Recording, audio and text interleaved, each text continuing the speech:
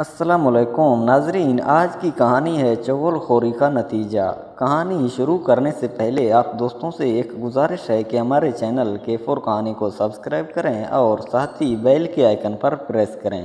علامہ ذہبی نے ایک حکایت لکھی ہے کہ ایک جگہ ایک غلام بیچا جا رہا تھا اور بیچنے والا یہ ندا لگا رہا تھا کہ اس غلام میں کوئی عیب نہیں ہے سوائے اس کے کہ یہ چغل خور ہے۔ ایک شخص نے یہ غلام خرید لیا اور اس عیب کو معمولی سمجھا۔ چند دنوں بعد اس غلام نے اس شخص کی بیوی سے کہا کہ کچھ خبر بھی ہے کہ تمہارے میاں ایک اور عورت سے شادی رچانے والے ہیں اور وہ تم سے محبت نہیں رکھتا۔ اگر تم چاہتی ہو کہ وہ تم سے محبت کرے تو تم اس کے سونے کے وقت اس کی داڑھی کے نیچے سے چند بال اس طرح سے کاٹ کر اپنے پاس رکھ لو۔ اس عورت نے سوچا کہ یہ صحیح ہوگا اور اس غلام کی تدبیر پر عمل کرنے کا ارادہ کر لیا۔ اس غلام نے پھر اس کے آقا سے جا کر کہا کہ تمہاری بیوی نے اپنے دوست بنا رکھا ہے اور وہ تم کو ختم کرنے کی تدبیر کر رہی ہے۔ اگر تم کو میری بات کی تصدیق کرنا ہو تو آج رات تم بستر پر یوں ہی لیٹ جاؤ اور سونے والوں کی طرح اپنے آپ کو ظاہر کرو،